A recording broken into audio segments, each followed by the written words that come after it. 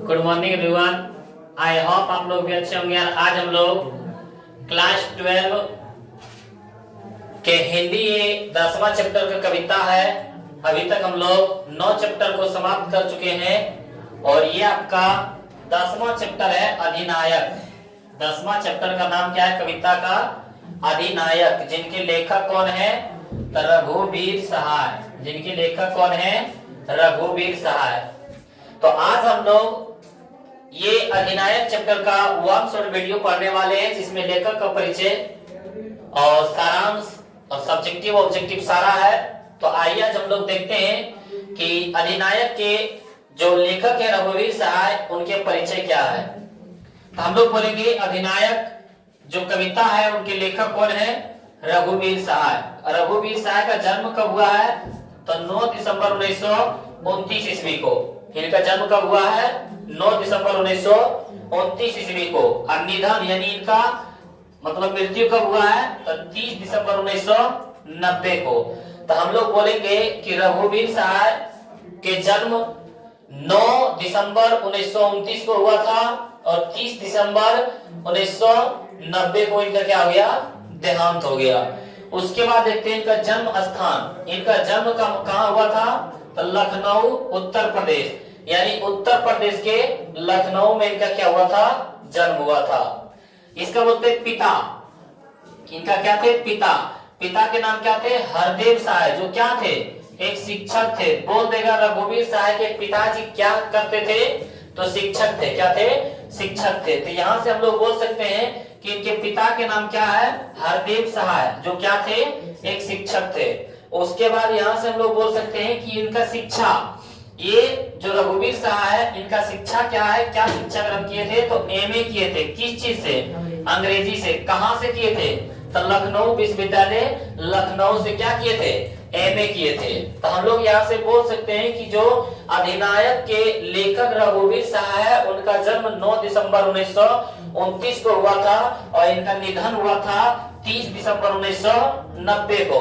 फिर इनके पिता के नाम बताया गया। तो पिता के नाम क्या था? हरदेव सहाय। जो क्या थे? तो एक शिक्षक थे। और इनका जन्म, रघुवीर सहाय का जन्म कहाँ हुआ था?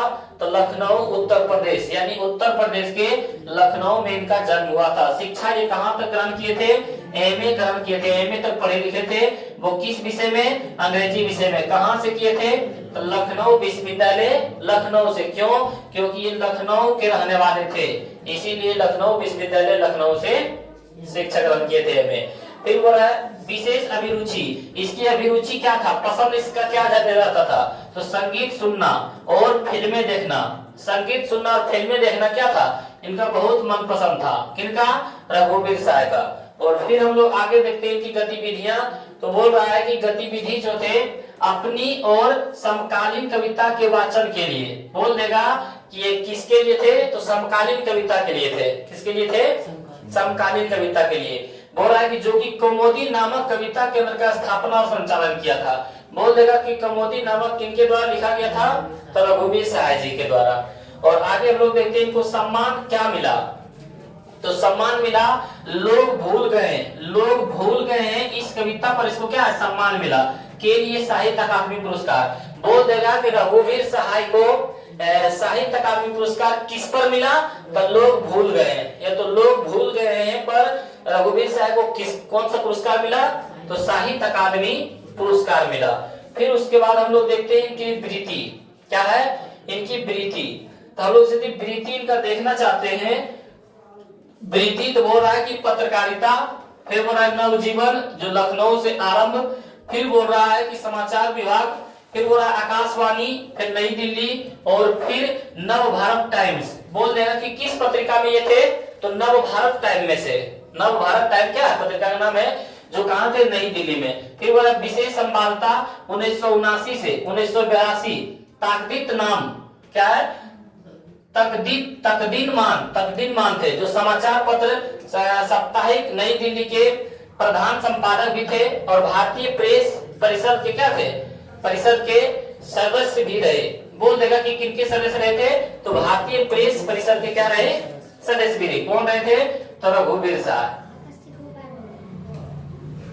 और अगला देखते हैं हम लोग इसका कृतियां।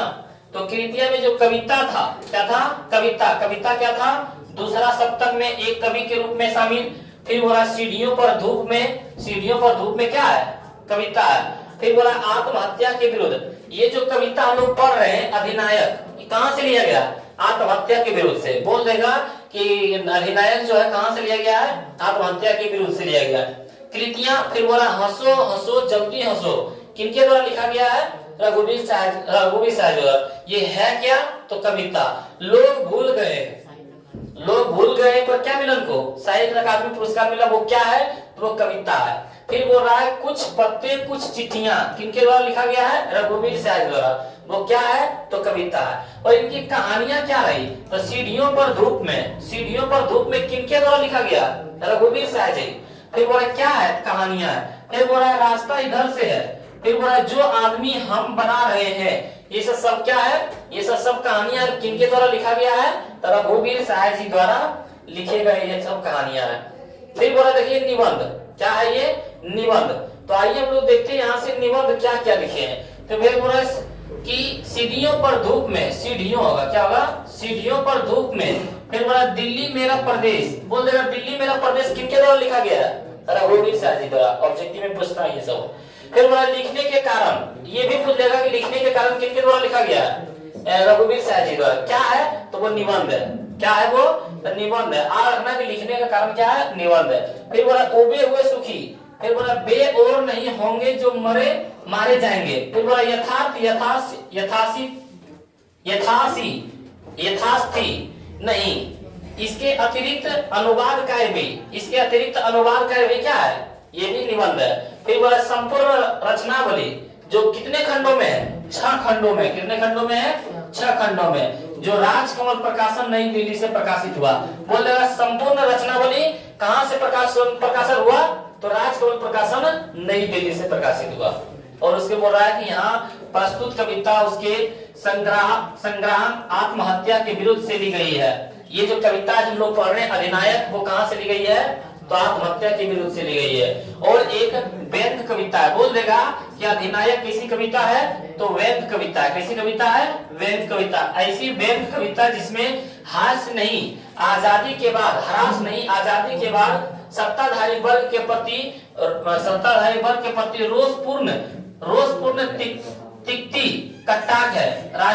राष्ट्रीय गान में निहित अधिनायक शब्द को लेकर यह व्यंग्यात्मक कटाक्ष है। जो हम लोग राष्ट्रीय गान में क्या कहते हैं, जन गण मन अधिनायक है, उसके बारे में लेकर क्या है, ये बताया गया है। फिर बोला आजादी हासिल होने के इतने वर्षों के बाद भी आम आदमी के हालात में कोई बदलाव नहीं आया। हम लोग क्या, आजाद हमारा देश कब हो गया, 1947 में, और आज हम लोग 2025 में जीवन जी रहे हैं। लेकिन फिर भी क्या है, जिस प्रकार आज आम आदमी का स्थिति है, उसी प्रकार हमारे देश गुलाम होने पर भी क्या है, उसी प्रकार स्थिति था। इसलिए बोला जा रहा है कि हमारा देश आजाद होने पर भी क्या, आम आदमी में कोई बदलाव नहीं हुआ है। फिर बोला कविता में हरचरना इसी आम आदमी का प्रतिनिधि है। बोल देगा कि हरचरना किसका प्रतिनिधि है, तो आम आदमी का प्रतिनिधि है। किसका प्रतिनिधि है, आम आदमी का प्रतिनिधि है। फिर बोल रहा है कि वह एक स्कूल जाने वाला बदहाल गरीब लड़का है जो अपनी आर्थिक सामाजिक हालात के विपरीत औपचारिकतावश सरकारी स्कूल में पढ़ता है। और फिर बोल रहा है कि राष्ट्रीय त्योहार के दिन झंडा फहराने जाने के लिए जलसे में वह फटा सुथरना पहने व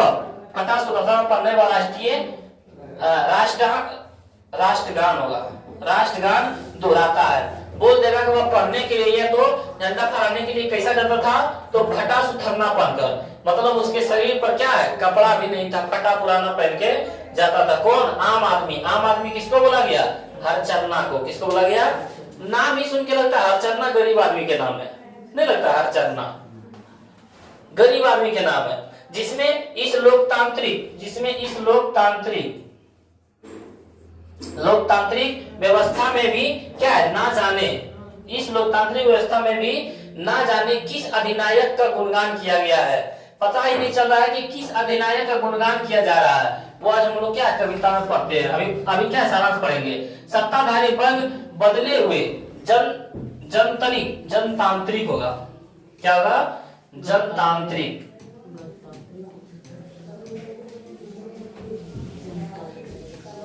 जनतांत्रिक यानी जनता को जो शासन चलता था, वही बोल रहा है कि संविधान से चलती इस व्यवस्था में भी राजसी ठाट बाट वाले भड़कीले रोक दाव के साथ इस जलसे में क्या है? स्वीकृत कर अपना गुणगान अधिनायक के रूप में स्वीकृत होगा।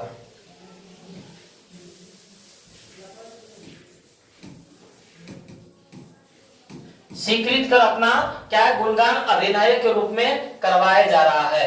आज हमारा देश क्या है? राजतंत्र समाप्त हो चुका है, जनतंत्र चल रहा है।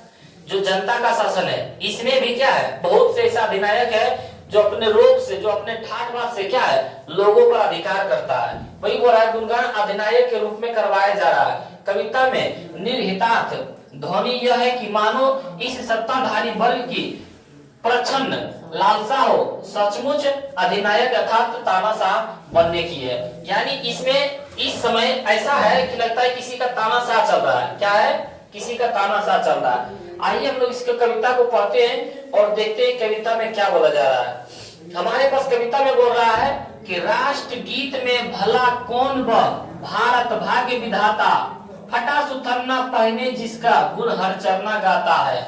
बोल रहा है कि जब हम लोग पढ़ते हैं जन गण मन अधिनायक जय हे भारत भाग्य विधाता, जब हम लोग जनगण मन अधिनायक पढ़ते हैं तो वह भारत भाग्य विधाता कौन है? वो अधिनायक, वो नायक, वो हीरो कौन है जिसके बारे में हम लोग गा रहे हैं? वही बोल रहा है कि राष्ट्रीय गीत में भला कौन वह भारत भाग्य विधाता है, फटा सुथन्ना पहने जिसका गुण हर चरना गाता है। फटा सुथन्ना पहना हुआ, उसके शरीर पर कपड़ा नहीं है, फटा पुराना पहना हुआ है, पहने जिसका गुण हर चरना गाता है, उसका गुणगान करता है। कौन? हर चरना यानी आम आदमी। आम आदमी क्या है? जो अधिनायक है, जो सत्ताधारी वर्ग है, उनका क्या है? गुणगान करते हैं, उनका बड़ाई करते हैं, उनका नाम लेते हैं। उसके शरीर पर क्या है? सही ढंग से कपड़ा भी नहीं है, लेकिन तब फिर भी क्या है? वो गुणगान कर रहा है। वो क्या है? उनका बारे में बखान कर रहा है। बोल रहा है यहाँ पे कि मखमल, क्या बोला जा रहा है? यहाँ पे बोला जा रहा है कि मखमल टमटम बल्लम तुरई पगड़ी छत्र चवर के साथ तोप छुड़ाकर ढोल बजाकर जय जय कौन कराता है। बोल रहा है कि जब राजा का शासन था तो राजा क्या है? मखमल कपड़ा पर गद्दी सिंहासन पर बैठ कर आता था और उसके चवर के साथ, जिस प्रकार रावण के बगल में क्या है? बड़ा बड़ा पंखा ऐसे ऐसे हिलाते रहता है, उसको बोलता है चवर। चवर के साथ और चवर छत्र, पीछे छाता लिया है, लगता है कि राजा साहब आ रहा है। चवर के साथ पगड़ी, मुकुट पहना हुआ है, तो छोड़ा कर ढोल बजाकर, जब लगता है कोई अधिनायक आता है, सत्ताधारी वर्ग आता है, तो डीजे बजा रहा है, गान बाजन का मतलब ढोल बजा रहा है। बोल रहा है कि जय जय कौन कराता है? उसका जय जयकार कौन कराता है? तो वही कौन? हर चरना। यही जो आम आदमी है, जिस पर क्या अत्याचार हो रहा है, जिसका शोषण हो रहा है, तो वही बोल रहा है कि मखमल, क्या बोल रहा है?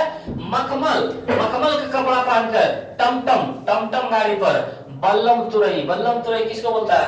राजा महाराजा से घर के जाने के बाद पहले इसी तरह की क्या है? दो भाला लगा रहता है, तीर जैसा इस तरह लगा रहता था, उसके बाद जाने देता है। वही बोल रहा है कि मखमल टमटम बल्लम तुरई जैसा पगड़ी, उसके ऊपर मुकुट रहता है, छत्र यानी जो हम लोग क्या है रावण के बगल में जो हिलाते रहता था पंखा जैसा, छत्र चवर के साथ, और क्या है कि उसके पीछे छाता लेके, तोप छुड़ाकर ढोल बजाकर, तोप छुड़ाता है, जब आता है तो पड़ाका फोड़ता है, तोप बजाता है, ढोल बजाता है, डीजे बजाता है, जय जय कौन कराता है? उसका नारा कौन लगाता है? उसका जय जयकार कौन कराता है? वह अधिनायक कौन है? वह अधिनायक कौन है जो हमारे देश को आजाद करने के लिए भगत सिंह, वीर कुंवर सिंह क्या है फांसी के फंदे पर लटक गए, खुदीराम बोस, और उनका नाम नहीं लेके आज सत्ताधारी वाले वर्ग के लोगों को क्या है? नाम ले रहा है, जय जयकार कर रहा है। वह अधिनायक कौन है? वह अधिनायक कौन है? और आगे बोल रहा है पूर्व पश्चिम से आते हैं, क्या बोल रहा है? यहाँ पे बोल रहा है पूर्व पश्चिम से आते हैं नंगे मूछे नरकंकाल, सिंहासन पर बैठा उनके तमगे कौन लगाता है। बोल रहा है कि जब कोई सत्ताधारी वर्ग वाले आ जाते हैं, नेता विधायक, तो बोल रहा है कि वहां पे व्यक्ति उसको देखने के लिए पूर्व पश्चिम से पता नहीं कि किधर किधर से उसको देखने के लिए आ जाता है।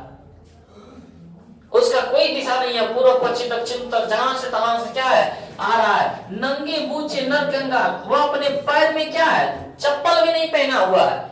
सुन लेता है कोई सत्ताधारी वाले वर्ग है, वाले आदमी है, चलो दौड़ो, पैर में क्या चप्पल भी नहीं पहना हुआ है। नर कंकाल, उनका शरीर लग रहा है कंकाल के जैसा, सही से वो भोजन नहीं कर पा रहा है, तो फिर भी सत्ताधारी वाले वर्ग के लोगों को क्या है देखने के लिए जा रहे हैं।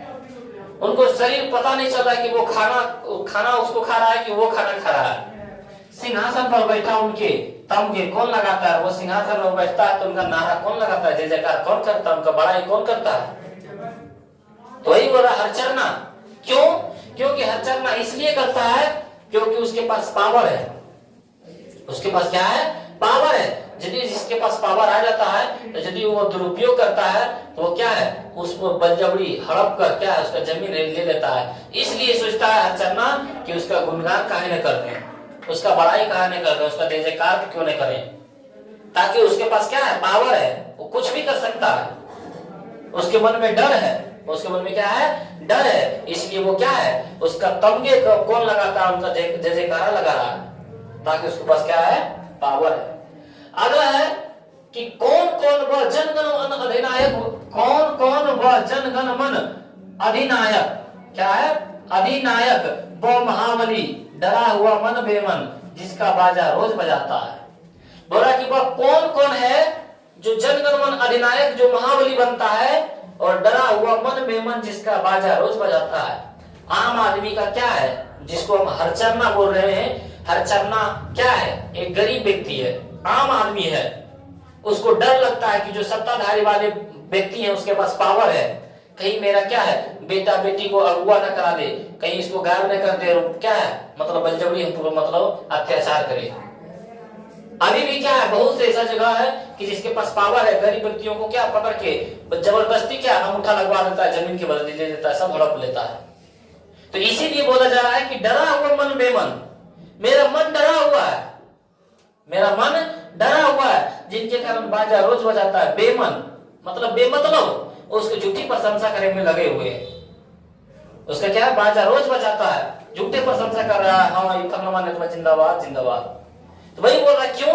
क्योंकि उनका मन डरा हुआ है, उनके पास पावर है, ये हरचरना जानता है। तो वही बोल रहा है कि वह जनगण मन अधिनायक कौन है जो क्या है जिसका मतलब जय जयकार करा रहा है, जय जयकार कर रहा है हरचरना, वो सत्ताधारी वाले वर्ग है। वो कौन है सत्ताधारी वाले वर्ग है।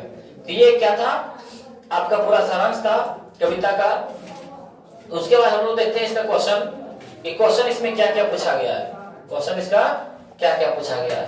पहला क्वेश्चन है कि हरचरना कौन है, उसकी क्या पहचान है। हम लोग बोलेंगे क्या कि हरचरना होगा, हरचरना आम आदमी का प्रतिनिधि है। एक आम आदमी जो गरीब व्यक्ति है उसको क्या बोला गया हरचरना बोला गया। तो वही बोल रहा है हरचरना क्या है आम आदमी का प्रतिनिधि है। वह एक स्कूल में पढ़ने वाला बदहाल गरीब लड़का है, सरकारी स्कूल में पढ़ने वाला क्या है एक गरीब लड़का है जो अपने आर्थिक सामाजिक हालात के विपरीत औपचारिकतावश सरकारी स्कूल में पढ़ता है। अपने हालात उसका हालात खराब है, खाने पीने के उसके पास पैसा नहीं है, उसी के आर्थिक सामाजिक हालात के विपरीत औपचारिकतावश सरकारी स्कूल में क्या है पढ़ता है। और वह अपनी इच्छानुसार नहीं बल्कि शासक वर्ग के इच्छानुसार काम करता है। देखना कि गरीब व्यक्ति वाले जो बच्चे होंगे उसको इच्छा नहीं है कि ये काम करें, लेकिन सत्ताधारी वाले वर्ग लोगों को है उस पर दबाता है, उस पर शासन करता है, जिनके कारण वही बोल रहे बल्कि शासक वर्ग की इच्छा अनुसार काम करता है। फिर बोल रहे हैं उसके पहचान के रूप में उसके शरीर पर फटे पुराने कपड़े हैं, वह पीड़ित दशा में शोषित है, पीड़ित तथा शोषित है। हम उसको वही बोल रहे हैं कि उसकी क्या पहचान है, तो उसकी पहचान हम लोग क्या कर सकते हैं कि उसके शरीर पर कपड़ा नहीं है सही ढंग से, फटा पुराना क्या है कपड़े पहने रहता है। फिर बोल रहा है पीड़ित, वो दुख तकलीफ में है, शोषित है, उस पर अत्याचार हो रहा है, शोषण हो रहा है उसका। इस तरह हम लोग क्या है उसकी पहचान कर सकेंगे। तब और हरचरना कौन, इसकी क्या पहचान है आप लोग समझ गए होंगे कि हरचरना किसको बोला गया आम आदमी को बोला गया। जो क्या है, जो सरकारी स्कूल में पढ़ने के लिए क्या है, बदहाल गरीब लड़का है और अपने आर्थिक सामाजिक हालात के विपरीत औपचारिकतावश सरकारी स्कूल में क्या है, पढ़ता है। वो अपनी इच्छा अनुसार काम नहीं करता है। किसके अनुसार काम करता है? शासक वर्ग की इच्छा अनुसार काम करता है। और उसकी पहचान कैसे करेंगे?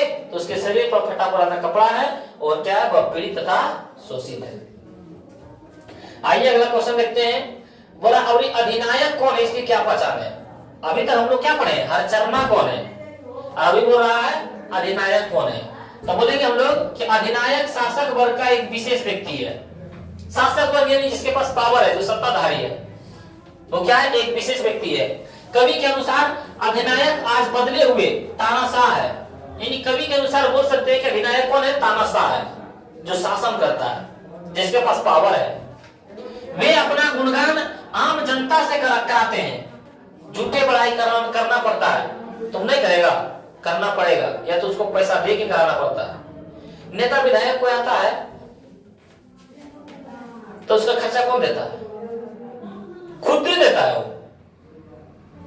क्या है, खुद देता है वो पार्टी। वही बोला वे अपना गुणगान आम जनता से कराते हैं। आज उसकी पहचान जनप्रतिनिधि की जगह तानाशाह की हो गई है। मतलब बोला जनप्रतिनिधि, जहाँ पे जनता को भलाई करना चाहिए, वहां पे वो क्या करने लगे, तानाशाही करने लगे। वहां पे अपना पावर दिखाने लगता है। सदुपयोग करना चाहिए तो उसको दुरुपयोग करने लगता है। जहां पे सही उपयोग करना चाहिए वहां पे अपने पावर के बल दुरुपयोग करने लगता है। तो वही बोल रहा है अधिनायक कौन है? अधिनायक शासक वर्ग का एक विशेष व्यक्ति है और कवि के अनुसार अधिनायक आज के बदले हुए तानाशाह है। जो पहले बोलते थे तानाशाह है, वही आज क्या है, सत्ताधारी वाले वर्ग है। वे अपना गुणगान आम जनता से करवाते हैं। आज उसकी पहचान जनप्रतिनिधि की जगह तानाशाह की हो गई है। क्वेश्चन नंबर तीसरा है कि जय जय कराना का क्या अर्थ होता है? होता है ना, कोई नेता विधायक आता है तो जय हो, तो जय जय कराना का क्या अर्थ होता है? तो हम लोग कहते हैं कि जय जय कराना का अर्थ दूसरों से अपनी प्रशंसा करवाना है। जय जय कराना का अर्थ क्या होता है? कि दूसरों से अपना को प्रशंसा कराना है। दूसरों से क्या, दूसरे के मुंह से अपना प्रशंसा करवाना है। जनप्रतिनिधि आज तानाशाह के रूप ले चुके हैं। जनप्रतिनिधि जो जनता को भलाई करना चाहते थे, वो किसका रूप ले लिए, वो तानाशाह का रूप ले चुके हैं। जो आम आदमी को जुटाकर अपनी प्रशंसा करवाते हैं, आम आदमी को एक जगह क्या बुलाकर अपने बारे में प्रशंसा करवाते हैं, और वे जनप्रतिनिधि होकर भी अपने को जनता का भाग्य विधाता मानते हैं और एक जगह जुट होकर के सभी लोग को बोलता है मैं आपका भाग्य विधाता हूं, मैं तो नायक हूं, आपके भलाई करूंगा। लेकिन जब हरचरणा आम व्यक्ति जैसा व्यक्ति उसके पास जब जाता है तो उसको क्या, पावर का अपना बल दिखाता है। तो वही बोल रहा है जय जय कराना का क्या होता है? तो जय जय कराना का अर्थ होता है दूसरे से अपनी प्रशंसा करवाना, दूसरों से क्या, अपनी प्रशंसा कराना। अगला क्वेश्चन है कि डरा हुआ मन बेमन जिसका बाजा रोज बजाता है। यहाँ बेमन शब्द का क्या अर्थ है? बेमन मतलब बिना मतलब का झूठा बड़ाई करना, इच्छा नहीं है तो फिर भी क्या है, बड़ाई करवाना। तो वही बोल रहा है यहाँ बेमन का अर्थ है बिना रुचि के अर्थात अपने इच्छा के विरुद्ध कार्य करना। यानी मेरा इच्छा नहीं है और उसकी इच्छा के विरुद्ध कार्य कराना, उसी का अर्थ क्या आता है, बेमन। बोल रहा है कि आम आदमी अपने सामने बैठे सत्ता वर्ग के लोग का गुणगान करना नहीं चाहता, फिर भी उसे अपने मन के विरुद्ध करना पड़ता है। क्या है, जो आम व्यक्ति है सत्ता के विरुद्ध उसका जय जय कराना की इच्छा नहीं है, उनका गुणगान करने की इच्छा नहीं है, लेकिन फिर भी क्या है, फिर भी उसे अपने मन के विरुद्ध करना पड़ता है। गांव के जो अच्छे तो बड़े बड़े व्यक्ति होते हैं, वो आम व्यक्ति को जो खाने पीने अपने घर में कमाते खाते हैं, उसको एक दिन पहले जाके बोल देता है कि फलनमा नेता आएगा, उसके सामने में क्या, उसका गुणगान करना है, जय जयकार करना है। उसकी इच्छा के विरुद्ध है, वो नेता को नहीं मान रहा, तब फिर भी क्या, उसको करना पड़ता है। क्यों? कि वो आम व्यक्ति हरचरणा जानता है कि इसके पास क्या है, पावर है। यदि आज इसका हम बड़ाई नहीं करते हैं तो कल चल के क्या है, ये हम पर अत्याचार करेगा। तो यहाँ पे भैया कि डरा हुआ मन बेमन जिसका बाजा रोज बचाता है। बेमन का क्या अर्थ है? तो बेमन का अर्थ होता है बिना रुचि, यानी अर्थात आपकी इच्छा के विरुद्ध क्या है, कार्य कराना। अगला क्वेश्चन देखते हैं, हरचरणा अधिनायक के गुण क्यों गाता है? हरचरणा जो आम व्यक्ति है, जो गरीब व्यक्ति है, वो अधिनायक का गुणगान क्यों करता है? उसके डर का क्या कारण है? उसके डर का क्या कारण है, बताए। अभी बता रहे थे कि हरचरना जो है अधिनायक की गुण इसलिए गाता है क्योंकि उसके सत्ताधारी वर्ग के तानाशाह से डर लगता है, क्योंकि उसके पास पावर है, तानाशाही से डर लगता है। हरचरना आम आदमी का प्रतिनिधि है जो कि गरीब है, वह अपनी आवश्यकता की पूर्ति के लिए अधिनायक वर्ग से उम्मीदें लगाए रखता है। अधिनायक जो है, जिसके पास पावर है, जिसके पास सत्ता है, उससे उम्मीद लगाए रखता है क्योंकि वो गरीब है, और साथ ही आम आदमी का प्रतिनिधि होने के कारण उसे अपने जान की भी डर बना रहता है, क्योंकि आम आदमी कुछ कर नहीं सकता है ना, जान नहीं ले लिया तो क्या है, क्योंकि वो आम आदमी है, उसका कुछ करने वाला कोई नहीं है, इसलिए उसका मन क्या है, डरा हुआ रहता है। किसे? अधिनायक से। तो वही बोला हरचरना अधिनायक को गुण क्यों गाता है? क्योंकि वो गरीब है, उसके पास सत्ताधारी के पास क्या पावर है, वो तानाशाह से डरता है, इसलिए क्या उनका गुणगान करता है। और हरचरना आम आदमी का प्रतिनिधि है जो गरीब है, और वो अपनी आवश्यकता की पूर्ति के लिए अधिनायक वर्ग से क्या है, उम्मीद लगाए रखता है, और साथ ही आम आदमी का प्रतिनिधि होने के कारण उसे अपने जान का भी क्या है, डर रहता है। हम लोग का 5 क्वेश्चन अभी सब्जेक्टिव समाप्त हुआ है। छठा देखते हैं, अधिनायक बाजा बजाना का क्या अर्थ है? बाजा बजाना का हम लोग बोलेंगे अधिनायक कविता में कवि ने बाजा बजाना शब्द का प्रयोग गुणमान करने का अर्थ में किया गया है। बाजा बजाना यानी उसका बड़ाई करना, उसका जय जयकार कराना, उसका बखान करना। तो वही यहाँ पे बोला है कि अधिनायक कविता में कवि ने बाजा बजाना शब्द का प्रयोग गुणगान करने के अर्थ में किया है। आम जनता जो गरीब एवं लाचार है,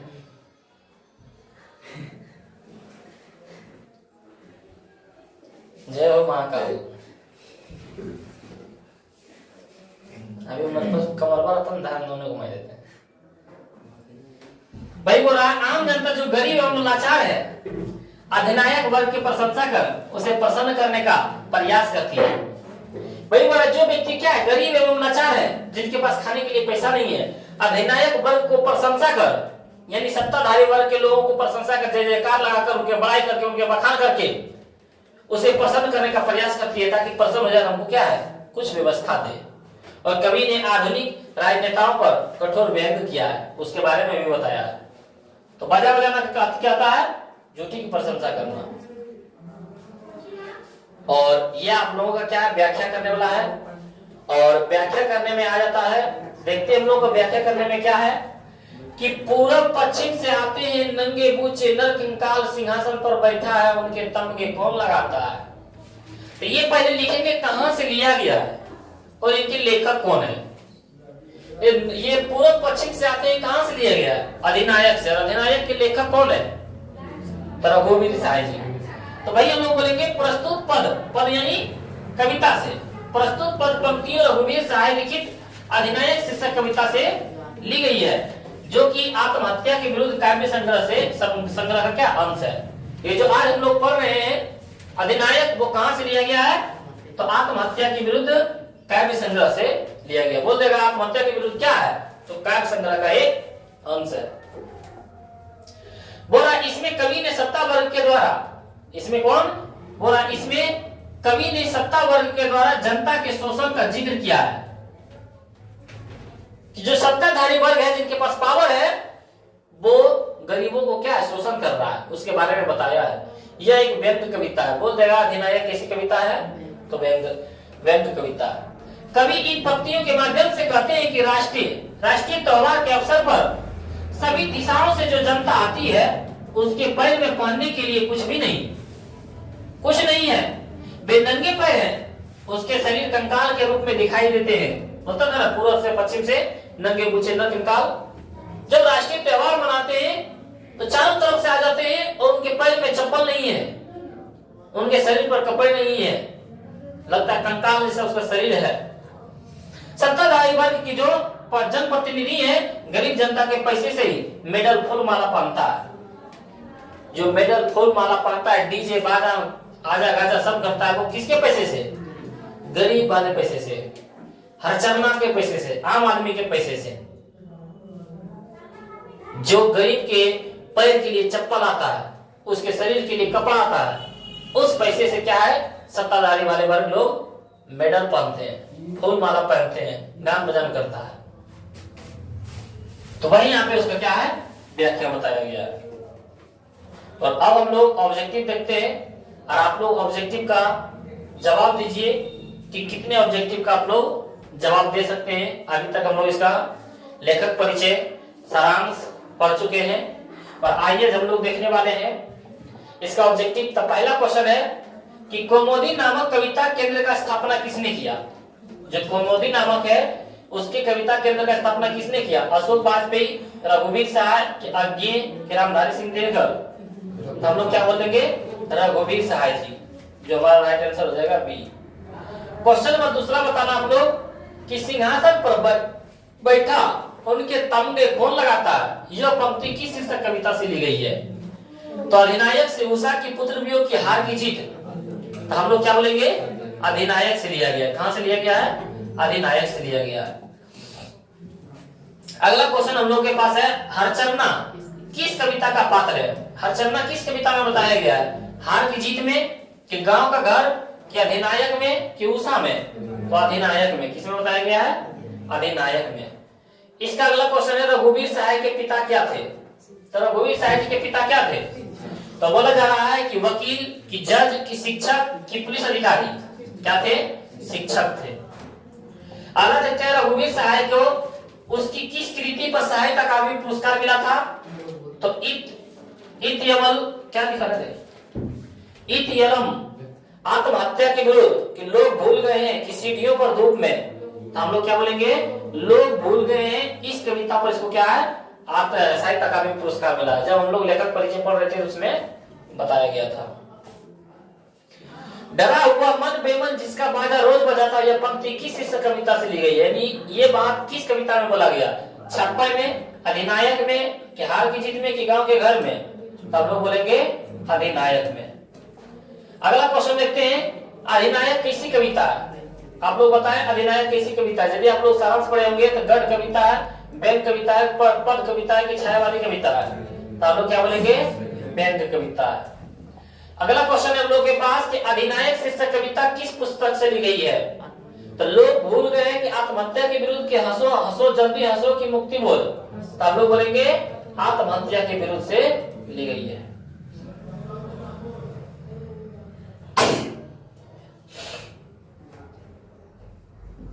अगला क्वेश्चन देखते हैं, लोग भूल गए किसकी रचना। ये ज्ञानेंद्र पति भूषण की सूरदास की रघुवीर सहाय, रघुवीर सहाय। और इसी पर मिला था ना साहित्य अकादमी पुरस्कार। फिर बोला रघुवीर सहाय ने कौन सी कविता लिखी है। पुत्र वियोग की गांव के घर के अधिनायक की जंजन का चेहरा है, अधिनायक से लिया। उसके बाद देखते हैं अधिनायक शीर्षक कविता किस तरह की कविता है। तो हास्य प्रधान, की व्यंग प्रधान, की रोमांस प्रधान, की वीर रस प्रधान। हम लोग क्या बोलेंगे, व्यंग प्रधान। अगला रघुवीर सहाय किस काल की कवि है। आधुनिक काल, रीति काल, आदि काल की छायावाद। तो उनका निधन कब हुआ था, 1990 में। आधुनिक काल के है, क्या है, आधुनिक काल के हुआ था ना 30 दिसंबर 1990 को। रघुवीर सहाय का जन्म कहाँ हुआ था। आगरा उत्तर प्रदेश, इलाहाबाद उत्तर प्रदेश, कानपुर उत्तर प्रदेश, की लखनऊ उत्तर प्रदेश। लखनऊ उत्तर प्रदेश में उनका क्या हुआ था, जन्म। आगे बढ़ा, रघुवीर सहाय ने एमए किस विश्वविद्यालय से किया था। दिल्ली विश्वविद्यालय दिल्ली से, लखनऊ विश्वविद्यालय लखनऊ से, इलाहाबाद विश्वविद्यालय इलाहाबाद से, कानपुर विश्वविद्यालय कानपुर से। तो लखनऊ विश्वविद्यालय लखनऊ से किया था। अगला क्वेश्चन है, अधिनायक कौन है। विपक्षी दल, सरकारी सेवक, सत्ताधारी वर्ग, इनमें से कोई नहीं। तो सत्ताधारी वर्ग। कौन है, सत्ताधारी वर्ग। आगे बोला, प्रस्तुत कविता अधिनायक में हरचन्ना किसकी प्रतिनिधि है। हरचन्ना किसकी प्रतिनिधि है, आम आदमी, सत्ताधारी दल की, विपक्षी दल की, में से कोई नहीं। तो ये जो हरचन्ना है कौन है, आम आदमी है। आगे हरचन्ना कौन है, घर का नौकर, की एक आम आदमी, की एक चरवाहा, की में से कोई नहीं। एक आम आदमी है। कौन है, एक आम आदमी है। अज्ञे द्वारा संपादित दूसरा सप्तक में एक कवि के रूप में कौन सामने आया है। तब कौन आए थे, अशोक वाजपेयी, की मुक्ति बोध, के रघुवीर सहाय, ज्ञानेंद्र पति। हम लोग क्या बोलेंगे, रघुवीर सहाय। क्वेश्चन नंबर 19 देखते हैं, दूसरा सप्तक के 7 कवियों में कौन शामिल है। तो कौन शामिल था, जयशंकर प्रसाद, के रघुवीर सहाय, मुक्ति बोध, की में कोई नहीं। रघुवीर सहाय थे। कौन सहाय थे, रघुवीर सहाय। आगे बढ़ा, अधिनायक शीर्षक कविता किस पर व्यंग की गई है। तो समकालीन राजनीति पर, इसी पर किया गया था ना। हम पढ़े थे सबसे शुरू में समकालीन की समकालीन राजनीतिक व्यवस्था पर बी था ना, समकालीन राज्य व्यवस्था देख लेते था, किस पर किया गया था, तो हमको लग रहा था बी।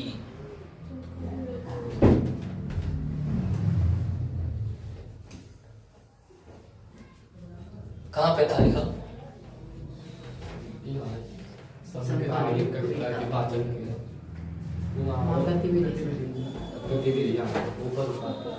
यहाँ पे ना समकालीन कविता के वाचन के लिए, समकालीन कविता के वाचन के लिए था ना।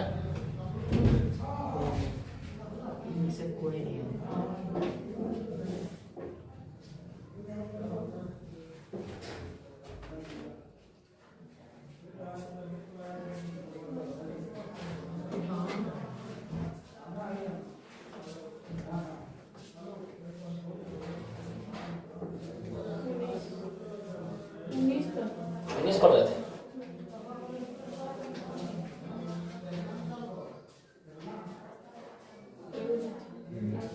ये समकालीन राजनीति पर हो जाएगा, राइट आंसर क्या हो जाएगा, समकालीन राजनीति।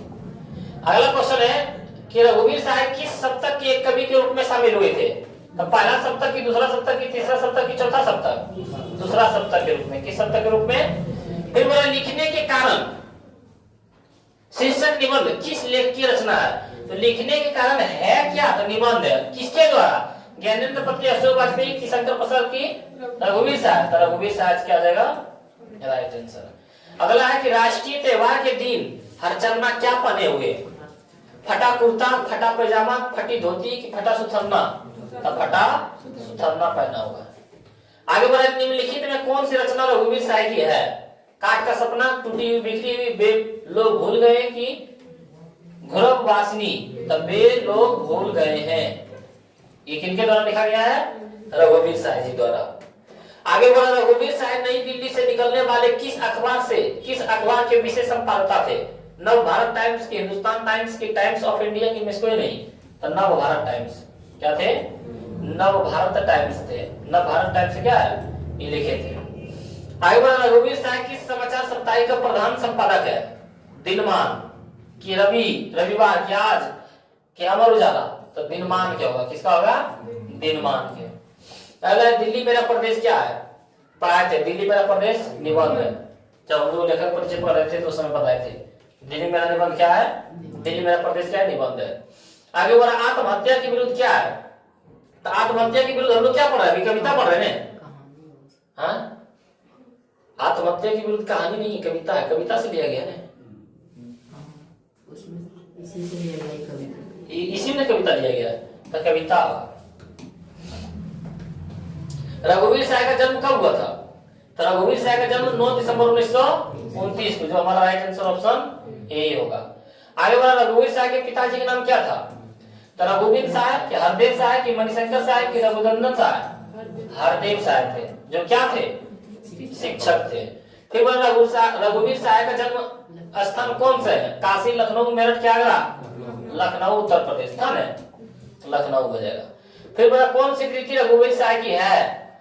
अतिरिक्त नहीं कि मुद्रा घर की, जहाज की पक्षी, सीढ़ियों पर धूप में, सीढ़ियों पर धूप में किसके द्वारा लिखा गया था? रघुवीर साहब जी द्वारा। देखो लेखक परिचय से कितना आता है। अभिनय के रचयिता कौन है? मुक्ति बोध की, रघुवीर साहब की, नचिकेता की, ज्ञानपति? हमारा राइट आंसर हो जाएगा बी। आगे बढ़ा, हंसो हंसो जल्दी हंसो के कवि कौन है? रघुवीर साहब। क्या हो जाएगा हमारा राइट आंसर ए। अगला क्वेश्चन है कि रघुवीर साहब किसके प्रधान संपादक थे? रविकर के कि दिनमान के? क्या थे? दिनमान के। दिनमान के क्या थे? प्रधान संपादक थे। अभी भी पढ़े थे ना दिनमान। अगला, रघुवीर साहब किस कृति के रचनाकार है? तितली की, रावती के, चितकोबरा की, कुछ पत्ते कुछ चिट्ठियों के? तो कुछ पत्ते कुछ चिट्ठियों के, है ना, ये तो पढ़े थे ना हम लोग अभी लेखक परिचय में। अगला, रघुवीर साहब किस सती के रचनाकार है? तो किस सती के, आ रखना आप लोग, जैसे अभी हम लोग क्या है 2025 में चल रहे हैं ना, तो 2025 20 से ज्यादा हो रहा है, तो 21वीं सदी में चल रहे हैं। किस सदी में? 21वीं सदी में। इनका जन्म कब हुआ था? 1929 में, तो 19 से ज्यादा है ना, यानी 20वीं सदी में। किस सदी में? 20वीं सदी में। तो यहाँ जाएगा हमारा राइट आंसर 20। समझ में आया? यानी इसके जन्म पर पता चलता है कौन सदी में है। 1929, तो 1900 से ज्यादा है ना, यानी 20वां चल रहा है, तो 20वीं सदी क्या होगा। अभी हम लोग किस सदी में चल रहे हैं? 21वीं सदी में, क्योंकि 2025 पढ़ रहे हैं तो 2000 से ज्यादा है, यानी 21वीं सदी में आ रहा है। यहीं तक तो क्या था, लास्ट क्वेश्चन था। तो हम लोग इसमें कितना क्वेश्चन पढ़े हैं? 37 क्वेश्चन पढ़े हैं। 37 क्वेश्चन में ऐसा एक भी क्वेश्चन नहीं होगा कि जो हम लोग क्या है सारांश में लेखक परिचय में नहीं पढ़े हैं, यानी 37 में से 37 हम लोग क्या है सही जवाब दे सकते हैं। तो ये आप लोगों का क्या है 10 चैप्टर समाप्त हुआ है। अब हमारे क्लास 12 में हिंदी के जो कविता में 3 ही चैप्टर बचा हुआ है, क्या 10 चैप्टर आज समाप्त हो गया है। और मिलते हैं फिर हम लोग अगले वीडियो में।